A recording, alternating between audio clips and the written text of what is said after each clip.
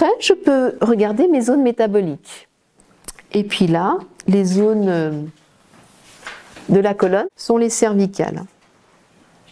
Alors surtout les cervicales inférieures, elles semblent plus réagir au niveau des cervicales inférieures. Donc s'il me reste du temps, eh bien je vais vérifier ce segment nerveux ici avec le métamère correspondant.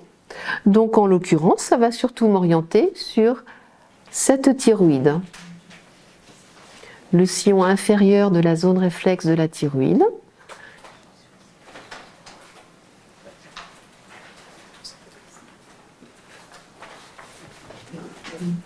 Le sillon central.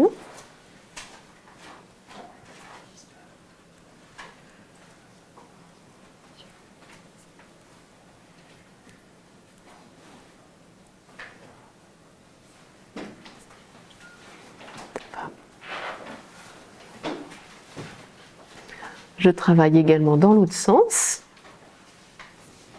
Alors d'après la consistance des tissus, c'est un tout petit peu granuleux, tu vois, un petit peu scrunchy, mais pas sur toute la zone de la thyroïde, plutôt quand j'arrive ici, vers le bord interne, donc ce qui va correspondre pour moi aux muscles paravertébraux de la nuque, des cervicales.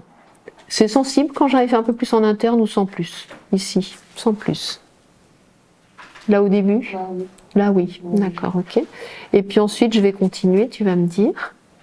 Quand je continue, là je suis vraiment au centre de la thyroïde ici. Sensible? Non, ça va. Ok. On va faire la zone indirecte de la thyroïde. Oui, sensible. Le point ici, le départ. Le départ, ouais.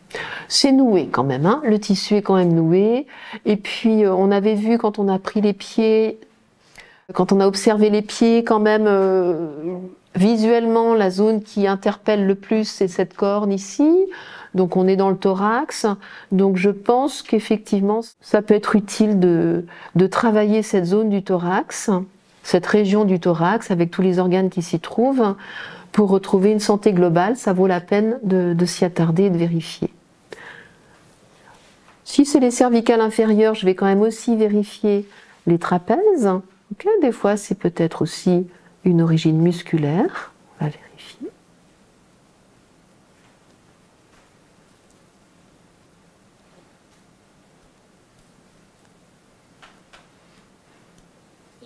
Ça ressort comme ça au premier toucher, pas spécialement.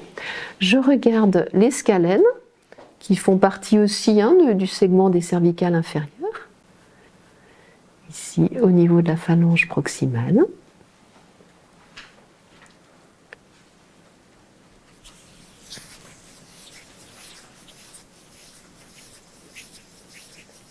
Un petit peu tendu, hein, c'est vrai. On l'avait déjà vu un petit peu avec les manipulations de détente. C'est pas spécialement crispé, mais il y en a un petit peu. Sensible, non.